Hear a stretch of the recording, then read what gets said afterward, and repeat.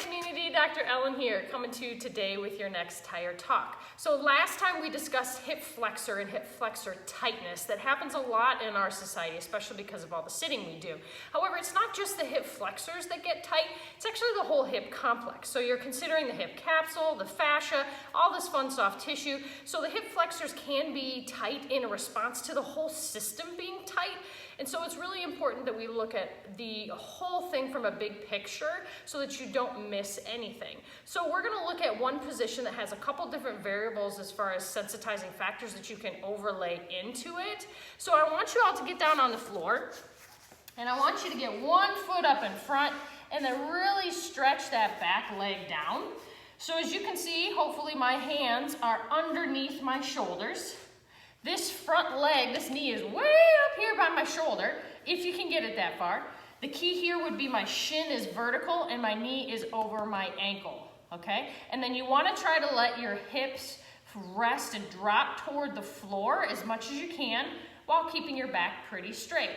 So this position alone might be enough, okay? And if this is enough, just stay here working on your breathing. I usually tell people 10 breaths. However, if people are having trouble and they're breathing a little fast because it's a little bit uncomfortable, I'll say hang here for 1 to 2 minutes at a time, just trying to relax and tell your body this is not a defensive position, okay? So if this is not enough and you're not feeling a whole ton, well, now we start to add another plane of motion. So what we're gonna do is we're gonna add a little bit of rotation by pushing our forward knee outward while rotating the other direction. So it's gonna look a little bit like this.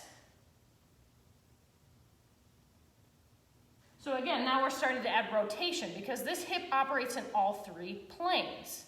So step 1, get into this position. Step 2, push the knee outward and rotate away.